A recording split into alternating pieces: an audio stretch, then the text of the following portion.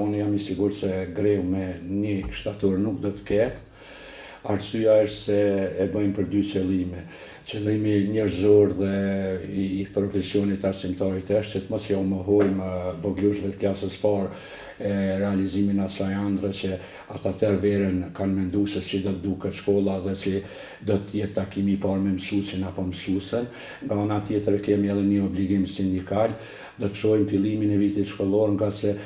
kemi frikë se mund të ketë edhe të lashëm me sistemimin e mësimdhënësve, me normat e punës, dhe pasi që ta kemi të qartë se do të ketë apo urojmë që të mos ketë mësimdhënës që do të mbesin keq me normat, edhe pasi që voglushët do të njihen me mësuesit edhe me mësueset, ne do të thirrim këshillin drejtues dhe unë kam frikë se shtatori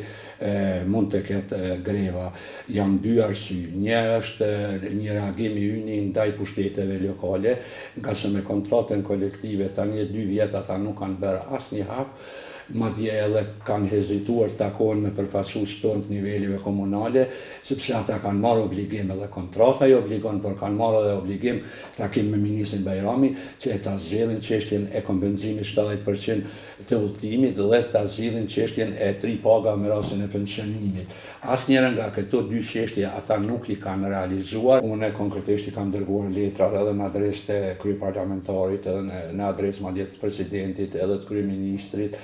dhe nesër do të mundohemi që të kemi kontakte për me caktu takime edhe me ministrat në mënyrë që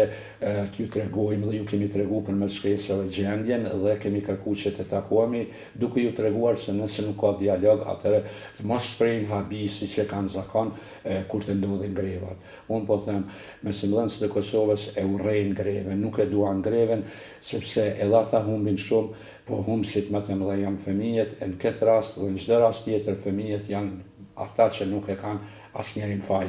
Ne gjithmonë kemi kërkuar mirëkuptim dhe falje për prindve dhe fëmijëve, por le të dihet se edhe ne mësimdhënësit jemi prind dhe me grevat humbin edhe fëmijët tanë. Por kur nuk ka zgjidhje tjetër ne duhet veprojmë sepse kemi obligim, sepse jemi zëri mësimdhënësve të Kosovës. Unë e kuptoj kanë erdhur nevojën e sindikatave për një proaktivitet dhe tradicionalisht për përdorimin e termit grev.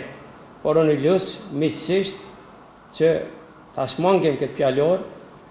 do të bëjmë përpjekje që këto 2 kërkesa lokale që janë kompetencë e komunave, nuk janë kompetencë e ministrisë, sepse ministria vitin e kaluar I ka përmbush pikat e kontratës kolektive, të realizohen. Unë jam I sigurt se nuk do të ketë greva, unë ftoj mësimdhënësit që si vjet e bëjmë të mundshëm ndërtimin e cilësisë, ja kemi borxh fëmijëve nxënësve tonë që të fillojmë të ngrisim cilësinë, të ndërtojmë shkolla cilësore, ja kemi borxh familjeve, ja kemi borxh ndoshta edhe të ardhmës së këtij vendi që vërtet ofrojmë një arsim cilësor.